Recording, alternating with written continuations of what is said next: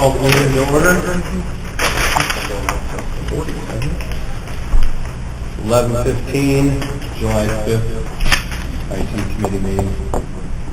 All members are present. Go to public comments first.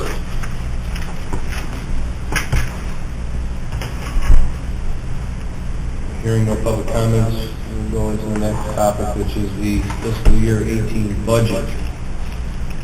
Joining us today is Rusty Sowers from Area Wide, and he has brought some proposals that Anita has worked through so we can put together the numbers for the 2018 budget for the IT. So first, there's a couple things that I passed out before Rusty. I turn it over to Rusty, and he talks about next year and what incrementally he thinks we should be looking at next. You do have our life cycle planning spreadsheet, which we've started putting together. We started in February laying out what software and hardware is replaced over the next 4 to 5 years, so that we're looking at a long-range plan for our IT spend. You can see under 2018 there's nothing. Rusty, did you get a copy? Or you wrote on it? Okay. Other than PCs for workstations for finance and assessments that are paid out of the general fund, those are in the proposed budget here. And that is on the systems expense line. That's the big increase this year over next year. I put in $15,000. It's probably excess, but remember, it includes all the labor to install everything. But you'll see that that was 2014 when it was originally 14-15 when we originally put that in. So we've got that. So if I can stop you for a second there. So when you talk about this life cycle, if we go back, how do we, we know what projects we finished on here, but the computers for the circuit clerk in 16 and county clerk in 17, are those done? Did they do their updates? Yes, circuit clerk did theirs last year. That's right. And the county clerk? This year? No, you haven't done any this year. Treasurer, I know she has replaced 2 or 3 of hers this year. I think 3, right? 3 of them out of 6.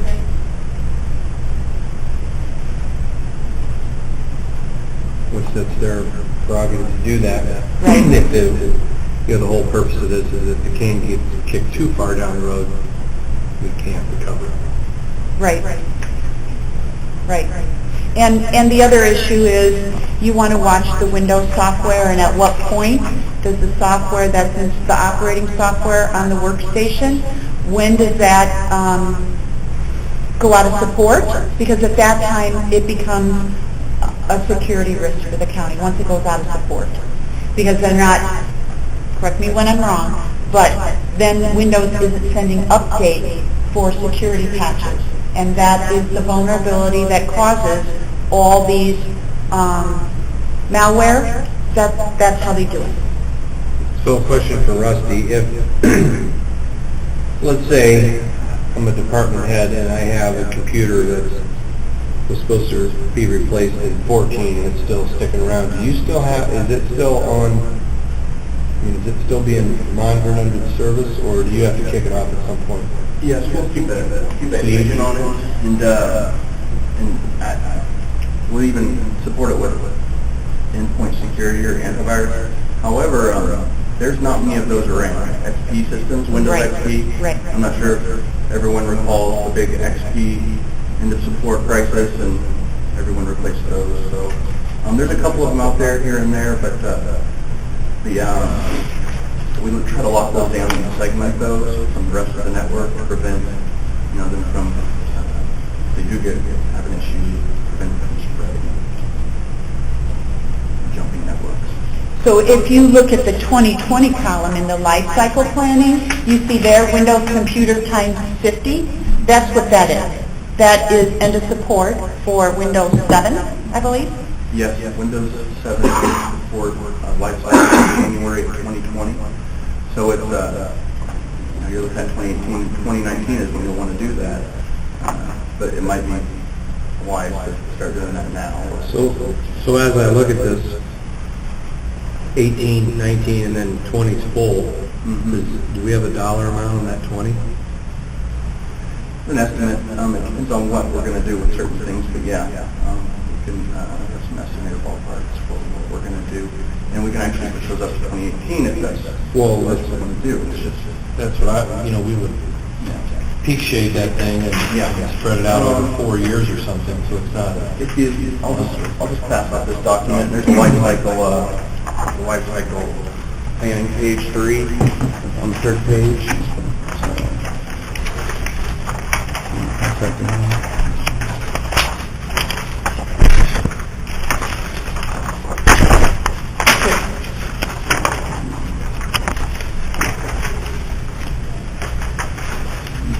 So,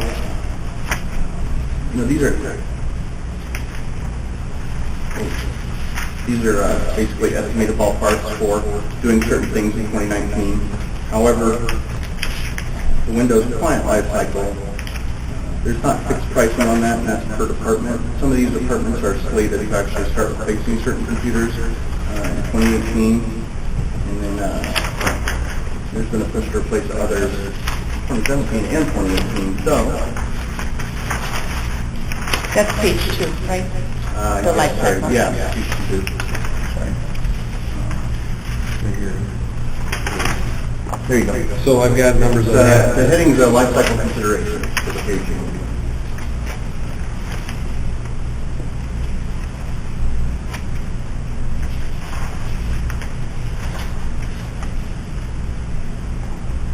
So the computers times 50, is that the end of support, the 20K? Yes, Windows 7 lifecycle ends January 2020. Yes, Servers, 15. there's a few servers. Yeah, there's 5 servers that are Exchange server, DevNet server, Avila, Fiddler, and the CAD server. They all have to be migrated to a newer Windows Server operating system. They're running on Windows Server 2008 R2, which ends January of 2020 as well. So basically getting a newer operating system installed in a virtual environment and migrating to that is the task to get it updated. The good news is you don't have to buy a new physical server to do that. You have these virtual servers where basically, you have the hardware for it. We just need to get a license for Windows Server. And So these two top lines are one. That's this whole thing? No. What's the servers times 5? So Exchange server is Exchange lifecycle on this page, 15 to 20,000. And then Windows servers times 5 is Windows Server lifecycle, 10 to 15,000. That's the second item. Exchange Server is kind of a separate line item or project because of the scope or the amount of work involved and the benefit it adds to the county as well. It gives us archiving and retention, and as well as that, it gives us data loss prevention, which we've talked about archiving for some time now, but that's something that will add benefit when the time comes. Would any of these issues on the last section down here be fixed if the clerk and treasurer start and then finance and assessment next year? Those ones would all be resolved then? Right. The 83 that are going to be out of... Yeah, sorry, how many, which ones are you talking about? The 83 at the bottom, the Windows client lifecycle per workstation. Already probation, they have quotes already for replacement of theirs, so those will probably knock off. State's attorney, I talked to Jim a couple times, seems like he might be doing 1 or 2 this year and then some next year, so that'll drop off. Assessor, that is already, that That's in my budget for next year to replace those, so that will drop off. Treasure 5-6 systems, she replaced 3 this year. That would say there's 2 to replace. So those are kind of, a lot of those will drop off. So I'm trying to get a broad stroke on this. So in 19, that firewall in sand is how much? I have an estimate of 20 to 25. In the firewall? Firewall is a renewal, 5 to 10. I'm putting tracks in everything. And then on 2021, I have switches, 10 Yes, to 15. Yeah, and I'd have to get a good ballpark on that. So It might not even be necessary when that time comes, and those switches have a lifetime warranty, so, if we start seeing failures, we'll replace them and then maybe provide an estimate for upgrading those. But right now, 2021 might be earlier. It might be 20, they might last longer than that.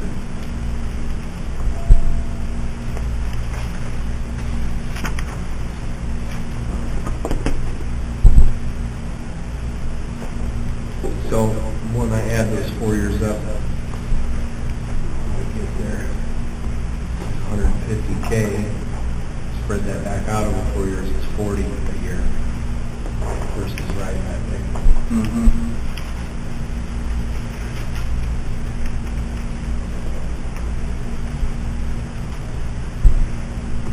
So even though it's 40K per year, there's going to be some departments paying proportions of that too.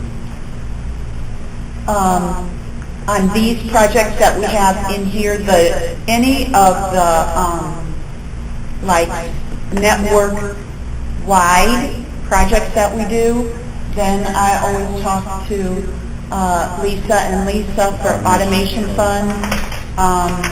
Public Health has been giving some. NIDA is committed to like $5,000 a year towards network support.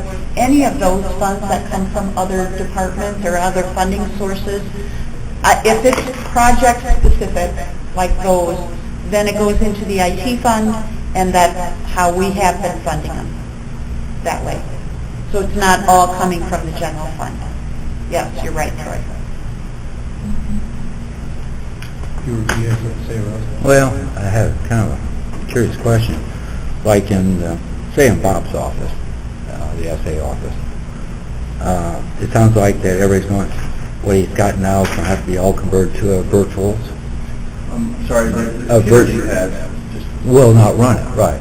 And so, yeah, I can understand that. oh, you've got 5 computers, we'll put 5 new computers, hardware in there as well. But since they're all going to, pretty much all the software is going to get changed so it works in the virtual environment, couldn't it be one server that takes care of all these? You can do a remote virtual desktop server, but that's a totally different concept. That's something we can do. Okay. Yeah, it's kind of a two questions in my head. First of all, who's going to take care of all the conversion costs in the SA office? Because you know what? Sometimes that's just as much as the server, Yeah. which I'm assuming they have some type of contract with DevNet or Fiddler or in this case, Abila for that. But what's the dollar amount? I'm sure there's a dollar amount in with the contract. Here's the thing to remember. Am I thinking too far out? Well, I think you're thinking differently. When it says server life cycles, we don't have 5 server life cycles. We don't have 5 separate physical servers, right? Mm-hmm. We have 5 virtual servers in our network configuration in our Computer room. centralized computer, right? But they are set up as separate servers there, separate logic. We already have that. That's what we're running now. That's what we switched to in 2014.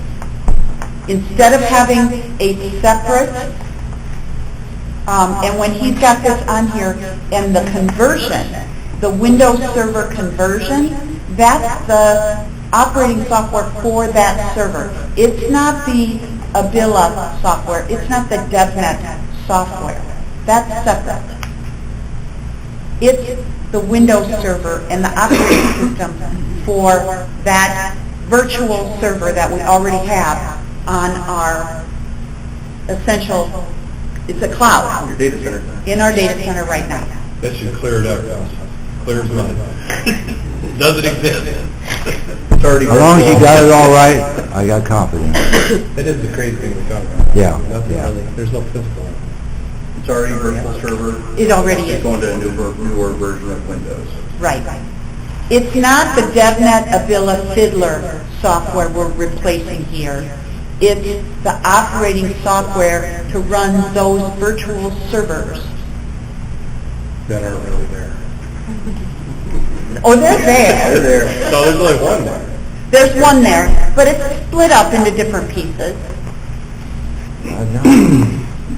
Continue, sorry. Don't feel bad, I still visualize the cloud somewhere floating around with our I stuff know. on it. Doesn't really exist either. Okay. All right. Prior to 2014, you had the disparate servers. Yeah. You know, and having to replace each piece of hardware. Those are physical boxes. Everything's virtualized. Right. As far as servers are concerned, a few of them are on old Windows versions. Right. I told you we should have took that chalk drawing down. Yeah. Yeah. We needed that. I should have took a picture of it. Somewhere I have a There is. picture of it that I drew. I have to go to Google it right now and it'll come up. Yeah. Remember that. That was last time. This- That was the virtual, that was the DR. Up on front was when we did in 2014. So back to my original question as it pertains to the budget. There's 15,000 put in there for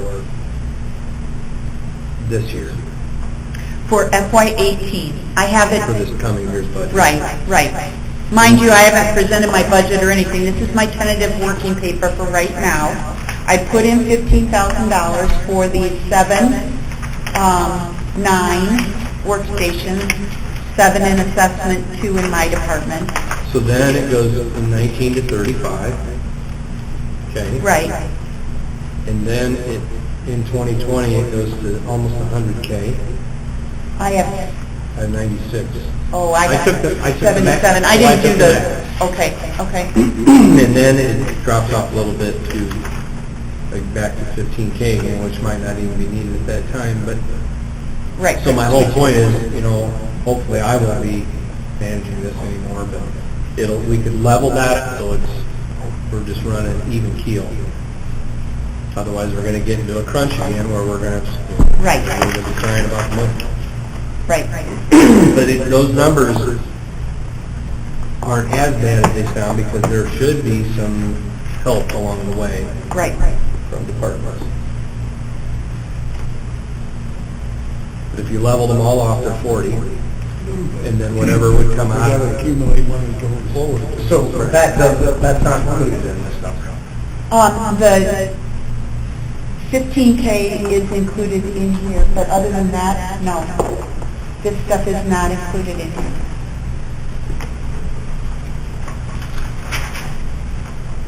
So see, this 15 is, is, sorry. right. So the 15 is the one. That's for the Workstation. Your Yep. workstation, okay. So these things that are in 2020, okay. You're saying that's going to be 150 grand? 90, well, if you add up all 4 years, it's 151 at the max, and then divided back, it's about 40. So we need to potentially add another 40 in to the budget? Well, no, because there's departments that kick in some too, so that's the hard thing about this, because it's hard to put an exact number on that. But we're going to accumulate money in the IT fund leading up to it, is that correct? Or we pull the projects in and get them done. Right. So, I mean, That is the one thing we've talked about doing, is pulling maybe a 2020 project Get it done. and move it into 2018, since we only have 15,000 in projects for 18. You know, that way you're getting use out of your money too. you're using. Right, it's not sitting there. The advantages of like the Exchange server project and pulling that forward. You want to talk about that? Yes, well, the Exchange server, the email server for the county is from 2010. It's a 2010 version. We put that in 2012 when the previous email server Crashed. And On Christmas Day. we weren't able to retrieve. That's what I hate about it. It seems like we just did this yesterday, and Yeah. here we are. It's 2012. That's Yesterday? Yeah. So you've got, it's 5 years, it'll be 6 years of use, and it'll run to 2020, and even beyond that. It's just the end of the life cycle support ends in 2020. So if you wanted to do that in 2018, we would be able to do that fairly easily because of the technology at play. It's Microsoft Exchange technology. It's going to be easy to migrate. However, there's licensing fees involved, like the Exchange license itself, the per user licensing as well. There's a cost there, and then to be able to get the archiving and the retention and the data loss prevention, some of the things that we've talked about for some time, we have to get the enterprise level version of user So license. let me interrupt you a little bit. Yep. So if we do pull something in, how do we know we're not overlapping or double paying on license contracts, user stations, all that stuff? For Exchange specifically. Because we're doing it yearly anyway? No, it's just a totally different version. You've already paid for the 2010 license, the Exchange 2010 license for the server and for the Exchange user account. So does any of that roll forward? No. It's all new accounts. So then I'll tell you what could roll forward is how about if we do it in 18 and pay for you guys in 20? Yeah. No. So that stuff does not, He's got nothing to say. Well, I mean, it's just. But that, you don't get any credit The for funny it. thing is these cows, these user cows, they're just herders. They don't, you don't have a document saying, a license or Kind of a like these sticker. virtual servers. It's just like, it's in Microsoft's database that you bought these cows, and if they come around to audit you and you don't have them, you'd have to buy them at that point, probably. Or it would get worse. But you'd want to buy them. And the interesting thing about this is you have to buy the standard user account and the enterprise user account to get the enterprise level archiving and data loss prevention. When we start talking about these licenses, Yeah. that's when my blood pressure starts going a little higher. I know. Money for nothing. Well, and see, if you look at the 2017 budget for licenses, $75,350. Who gets that? Ultimately. Microsoft. No, I don't. But who actually gets that money? I just like to know. What number are we talking about? Just any of the license, where's the license? DevNet. It's up on your support contracts with your vendors. Right. For the, and they're critical. Here's the list They right allow here. They allow It's the right county here. to function All spelled out. from a technology standpoint, I guess. Now, we're not going to pay $75,000. We had that budgeted for this year. We're going to pay around $55,000 this year. Because, and here's the list at the bottom of the page, and I go through what we're not paying this year. Yeah, but we're not paying it in 17 either. We didn't pay any of these in 17. So this is why, yeah, I know, that's not quite right. That's just multiplication, divide by 7 times 12, it's not going to happen. It's going to be around 55. It should be the forecast, and I'll fix that. I'm sorry, I haven't finished my budget yet, so it's not ready. But if you look here, this is the list of recurring software licenses, right down here in this big box where I spell it out. And then below it, to try to explain the difference between the 75 that we budgeted this year and how that rolls forward to 53,624.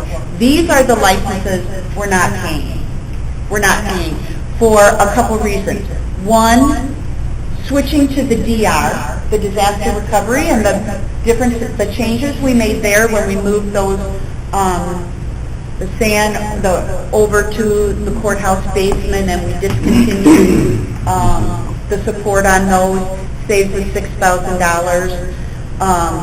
The 2,000 on, that was 2,000 on the sand. The virtual host saved us 6,000. The MS, Microsoft Server, WSUS support, that was 3-year pricing, 7,000 was budgeted. We don't owe for that. And then the email archive project. This is what Rusty was talking about with the email server. That what we had put in here was adding email archiving to our current suite of licenses that we paid for, functionality, that we would have email archiving to be able to save people's email and index it.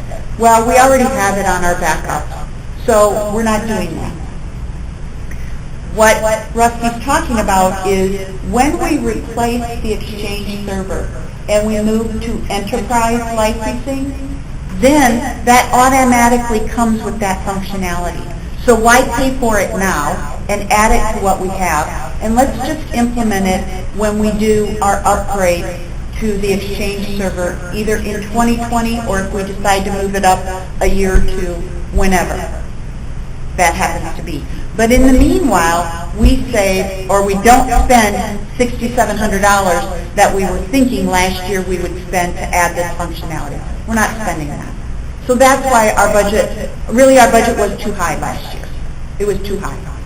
We discontinued some of this stuff by doing the disaster recovery, and some thinking through it, Rusty's like, why would we bother doing that? We can save the money, $7,000 a year. So there's your $23,000.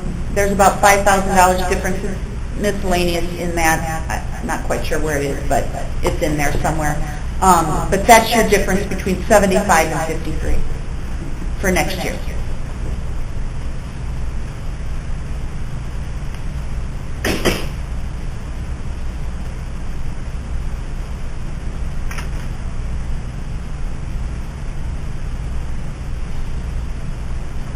So there's the list right there of who gets the money. GoDaddy, DevNet, Abila, ShelterPro, those are the people who get that. Yeah, and I get that, but I still think it's money for nothing. But and you can't negotiate those. So one comment I'll make is the big hitter there is DevNet. So do you think we're getting our so the next thing is if we have to spend that much, are we getting our money's worth? And can we be leaning on them harder to give them more service? I don't think you will be able to. But that's what DevNet has to make changes. It's because Microsoft makes changes, so everything else is all tied together. And so, well, and part of... Again, Bob would be the one to really ask about it. Well, or Lisa. Lisa can tell you she's worked with DevNet. Yeah. Vital.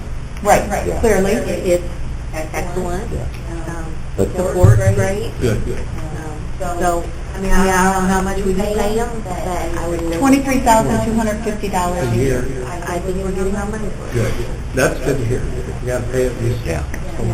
I just know that they're working in that Windows environment, that Windows make changes, they have to make changes in their individual software to keep it all fine. And Well, it's not just that. A DevNet update, I do the DevNet updates. I download them from the DevNet server and I update them. We get, an average, in an annual basis, one update every day. Every day. It's a big fat pain because some treasurer gets changed who the treasurer is in, some obscure county, Shelby County, Illinois, and they go in. You're calling other counties obscure, maybe we're obscure. Well, obscure to us, it doesn't impact our tax bills or printing our tax bills, right? But they send an update because they changed in the software the name of the treasurer for the Shelby County tax bills that print. So I have to download a new version, I have to update it. Literally, the average over the last 4 years since, or 3 years since I've been doing it, is 1 a day.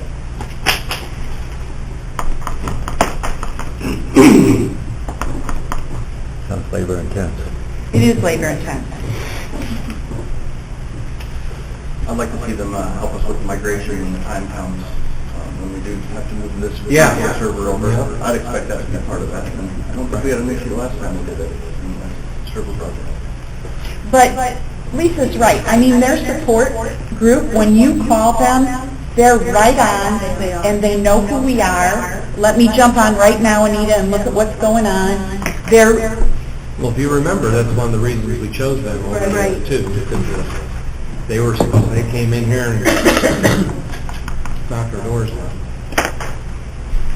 Okay, so we need to, I guess, some kind of decision on that. Well, I mean, I'm still a little, so on the second page is the anticipated automation. oh, yeah, so you can see there's the history of what we've spent in the automation fund. And typically what goes in the automation fund is network-wide projects, okay? So the disaster recovery project is in there for this year. Last year there was nothing, we spent $3,600. The year before that, I don't remember, we can look on here, I'm not sure what that, So oh, then that was there's- the firewall. But then there's, besides just those, you know, there's talk like the D and the security side of things, if that raises the bar on the whole thing, then, so there could be monies coming from that direction, and you said NIDA puts in every year? Well, she just, this year gave me $10,000, that's the first time, and then she told me at the time she would commit to $5,000 a year, so I kept that email, So that's a potential 50, that's a potential 50 grand that's right there. If you go 10, 10, 10. Right, 10, 10, right, that's what I mean.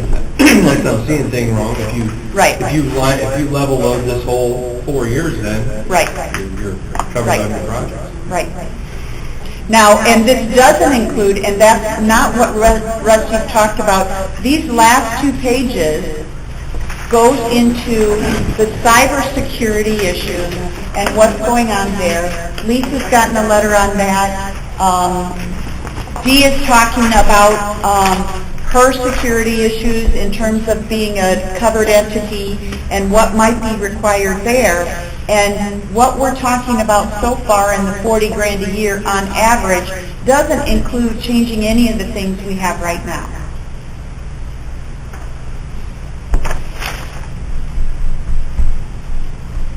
So I guess to make it easier for me to understand, this letter from that Lisa received, if you had to gauge it, let's see how in the security that level that D would have to maintain, is that watermark about the same? So in that letter, it refers to the 5 critical security controls, or basically the critical 1 through 20, so the top 20 critical security controls for IT and technology. And basically, that letter has the first 5. If you have the first 5, you're off to a good start. It doesn't cover you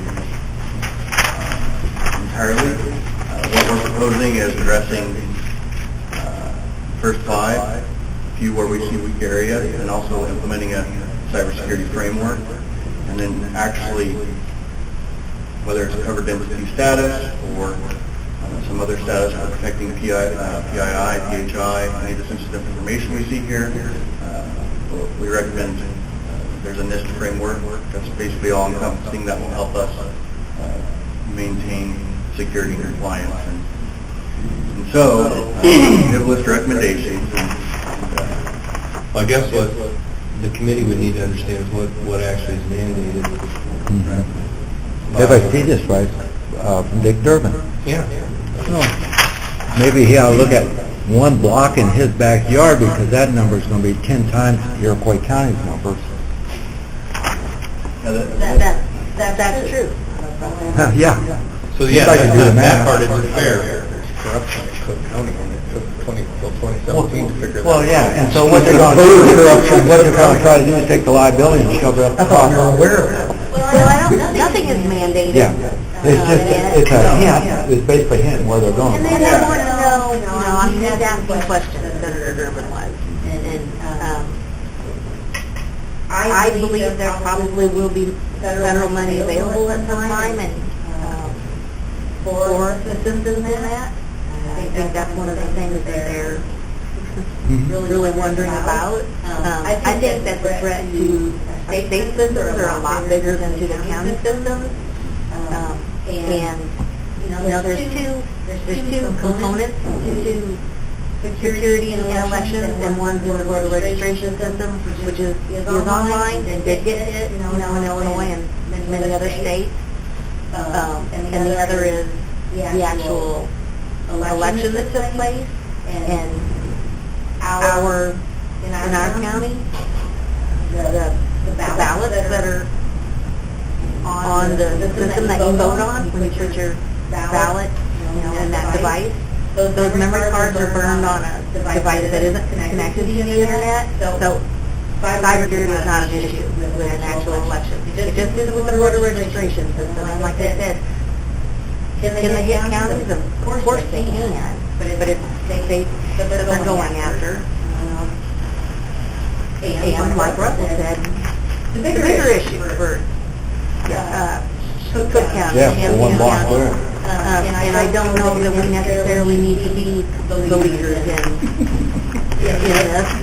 Sometimes it's better for us to let the bugs get worked out by the Welcome County. There's been a lot of counties that have been barely, afford to make any changes or,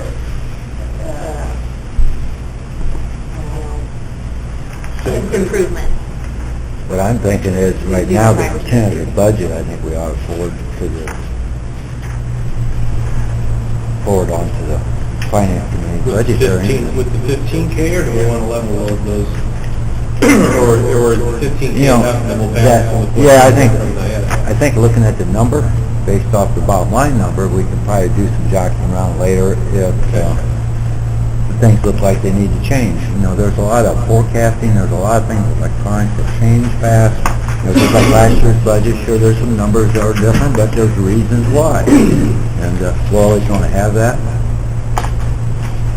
And so, for this point, I'm thinking we ought to just move this number ahead to the finance committee. And So none of the things, the last page, the last 2 pages, are not in this tentative budget. So we'll leave all those out, and what we will address is just really the bottom, the last item on the Windows client life cycle. should we make an adjustment? The 15 grand. For, there's no bottom line dollar amount that I see here. There isn't a bottom line, and that is one of the things Rusty and I talked about. Like, essentially, I get confused looking at this, the difference between page 4 and page 5. Is it incremental, all these things on page 4 you're recommending, plus all these things on page 5? Or does page 5 take care of page 4? No, they're separate. So, IT information and security, look at all those items there that he's recommending we add. These are things that you should be thinking about as part of any organization with 110 users dealing with a wealth of information. Basically, you're in a position where you don't have the budget to protect enterprise level data. This is your citizen data. If there were a breach were to occur, and then your citizens' information or IDs were stolen, the recovery costs of that are pretty high, hundreds of thousands of dollars. So we're just putting it out there that it is important. It is something that should be reviewed. Now, this letter that you see here, they're referring to 5 critical security controls. These aren't anything groundbreaking or ahead of the curve. These are just the steps you should be taking to protect yourself from the most common threats. If you want to go past that and even be a little bit more advanced, you would implement 1 through 20, and that would protect you against some awards for basic threats. But they're kind of common sense recommendations, like, say, the first one on critical security controls. If you look at this page here, it says inventory of authorized and unauthorized devices. I think that's a pretty good way to go as far as, making sure you know which devices belong and which don't. Same for the software, secure configurations for hardware and software. That's something we're going to do as part of deployments moving forward. We had an issue this year with, say, so anyway, I can go on and on about this, but anyway, So if you want you to had know more to- about it, you we're had here, to we just got to score. kind of, sorry. You had to score us 1 to 10 on security, where we ever, There's, I mean, that's just not throw responsible. it out there. I don't know. 8? Sorry. It's just not responsible for me to do that, Two? right? I mean, it's just, I understand that, but I just like to get the big picture. you got to kind of break it down by component, score each component, and even in there, you're going to have multiple scores per component. I have a list of 20 security controls, and So why don't we do this? Why don't we work on 5, 10, and 20? that's what we have here. That's what we have. But I mean, actually put them into play. I mean, put a date on it. 5, 10, 20. And then grade the progress of those. Right. Like, okay, on the first 5, what's our score, 1 to 10? Second, 1 to 10. So the first 5 he has here, listed on this. If we did all of these, if I take his worst case scenario on all of these, 10 grand, 9880 a year. In Right there. now, the most vulnerable sitting there. Can we just put What? some, That's what can she we just said. put some money in the contingency yeah. line to cover this and then decide later on? How do we tie that into this whole? Right now you got zero. We make a project to do, Yeah. put together Yeah. security better, and she's got security issues of her own. How do we tie her into this? And then where they need to look at plan, what you have now, that 2020 goals. I mean, 15 isn't enough. Put one. But then, you have Sounds like a trouble. Sounds to me. I mean, he's saying these first 5 are the critical. Then why would we do anything more than the first 5? Why would we put in, I don't know why we put in, No, first 5. do the first 5. But here's the other issue, we gotta make sure there's alignment with all of their needs too. that's right. You know, let's say at least we get another letter that comes out, that she can do as much as she needs to do with what we have built, if that makes any sense. So we've got to have everything good enough so they can do at least what's mandated. These guys, You gotta wait for that. Yeah, so if we, on your proposal here, just dealt with the top section, adding on the bottom section, if it calls up and says we need to do more, there would be no, I mean, it's all gonna work together, obviously, right? There's no, Yes. So, what bottom section are you? well, I was just thinking like, Okay, 1 yes. to 20. Yes, so 1 to 5 are all gonna be in harmony with, I tried, 20 or whatever? I tried to individually score 5 through 20. And, in doing so, I had a few remaining that were, 7 and under, or 6 and under, on a scale of 1 to 10, 1 being low. And these 3 here are where there is a lot of room for improvement, or doesn't exist at all.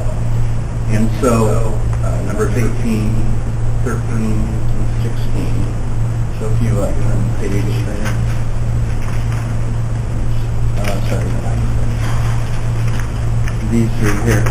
Basically, one of them is user awareness training. It's very important because most of your data loss events or breach events happen through error or omission or internal user error. Some of them are users that are entering their password on a website that, a phishing site. And so before opening a file, they shouldn't be running it. So we use a lot of different tools, a multifaceted approach to protecting the environment. These are where we can improve. And we call that defense in depth. Part of that is just getting your users trained. Not like it's a web-based training, and it's supposed to have some really, it has exercises for your users. It's supposed to be of some benefit to them, not only for Iroquois County, but personally. It's, for protecting themselves and the county. And so it's one of the first things that a lot of organizations with this level of data have in place to protect this data. And I imagine it's something like, as far as the HIPAA security rule goes, it's a mandate, I believe. Or maybe it'd be too much for Dee to chunk off at one time. She wants to put it in projects so we can run parallel. I don't know. I split it in half, because 100 users in the first, year is going to be difficult. So maybe 50, maybe 30, get some good feedback, because, there's been some training events that may have occurred, and they weren't worth the time or effort, but this is ideal, and it's my recommendation. We're mainly talking about the budget here. Why don't we just put about 15,000 in the contingent line to cover some of these things? We can't really take any action on until the budget gets approved anyway. We can continue to discuss what we want to do in next month and the month after. What do you think of that? Should put a new name on it, cybersecurity. That way it's tied into that grant money if it ever comes down.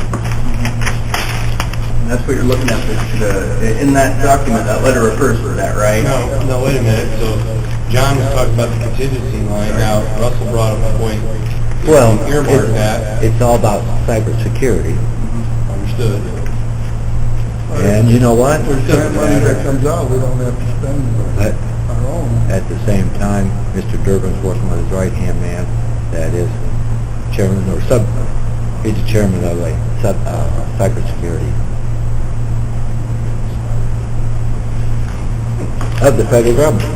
And there is a state and local cyber act that they've introduced and trying to, and it's, We deal with it even within the purview of that act. with a lot of people. I know about it. They gotta go through it. You gotta deal with it. It's just another overlap.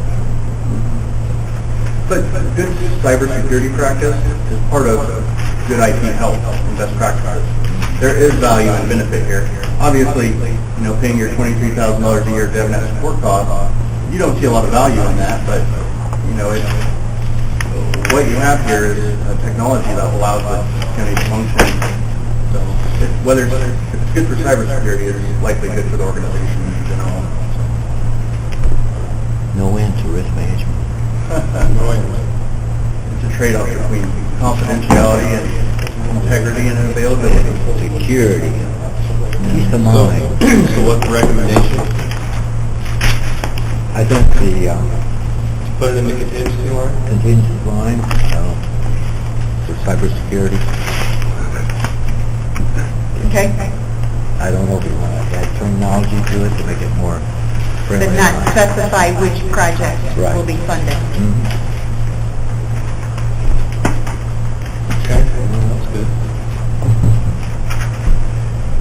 So nothing else will change? You got two members of the finance committee right here. Well, bottom line is all the numbers are going to come together to play, I understand that. do cartwheels. Further need for further discussion. We don't need to vote on that, no? No? Should we? No, it's a recommendation. Recommendation. So, are there any more questions for Rusty? Do you have any more for us? Well, I guess as far as some of these things that are on this list here, if you go to the heading, I'll let you get out of here in a minute. I don't want to take too much more of your time. But IT and cybersecurity posture considerations. It kind of has a list of different things we could be doing and their estimated time for licensing or services. I think for, say, for the Department of Public Health, we have to do a risk assessment to see, an IT risk assessment, to determine what basically is open, what needs to be, what technical safeguards do we need. We need to map current security controls to where it needs to be, where compliance is needed, basically. And these are fairly straightforward, and they're part of this NIST cybersecurity framework. But another thing is information technology policy framework. I have drafted IT policy documents that I can send to Anita. Basically, we need to. It'd be nice if that's another one of those first steps, having a policy in place for your users. But that ties into human resources and it's kind of a legal issue as well. So it's something that probably should be considered moving forward. I'll just send the draft over, and if you want to take it from there, that's fine. If you're open to that. It should kind of align with the rest of your employee handbook or your employee policies. So, we can provide templates and samples, but and say how important it is, but we can't really dictate that. We wouldn't want to. And we gotta have buy-in.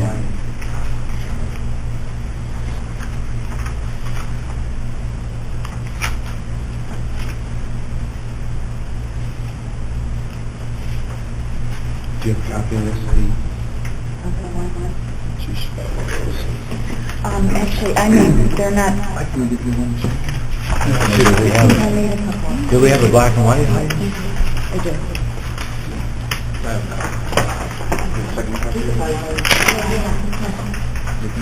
Mine isn't colored like the rest of We talked about DR testing as well for the coming year. Do we want to not go on about this right now?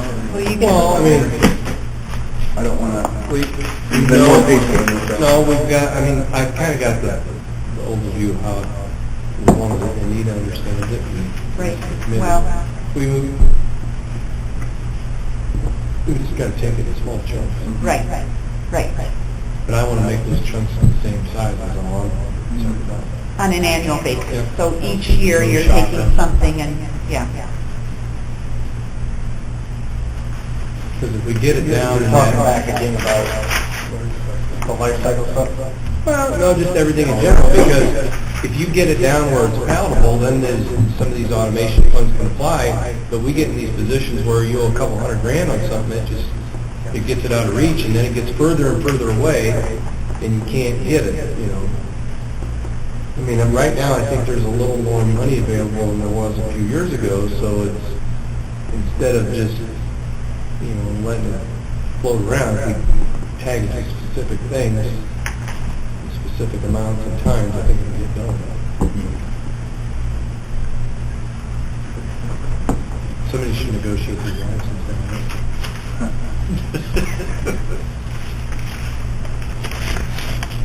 That's a heavy hitter.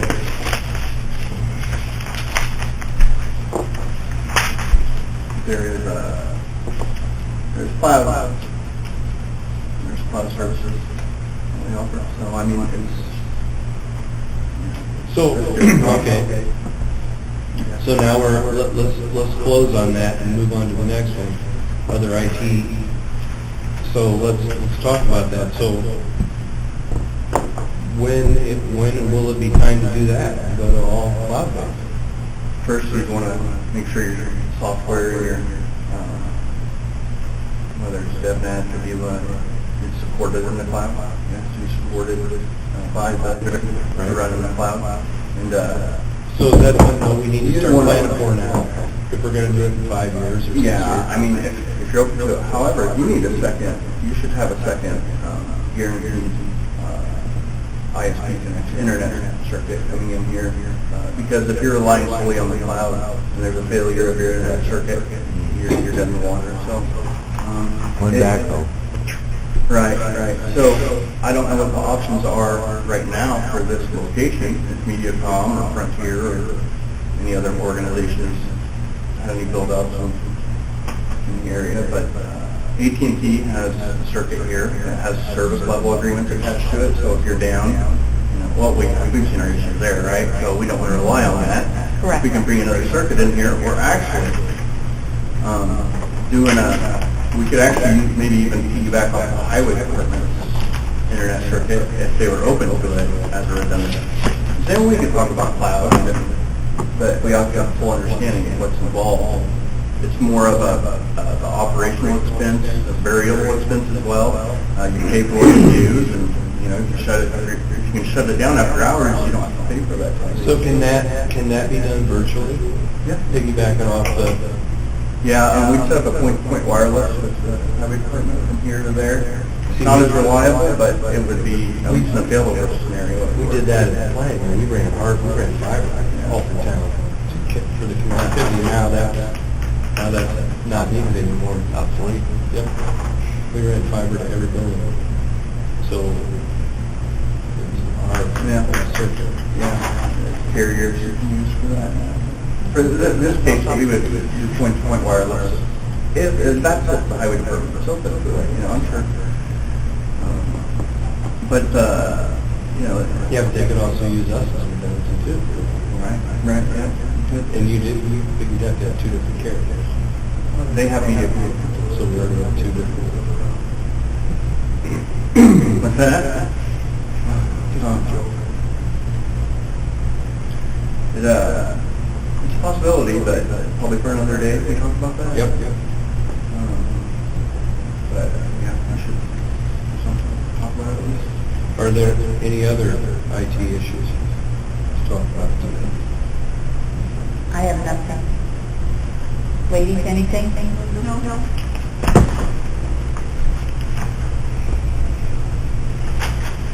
There's nothing further to come before the committee. I would entertain a motion to adjourn. Moved by John.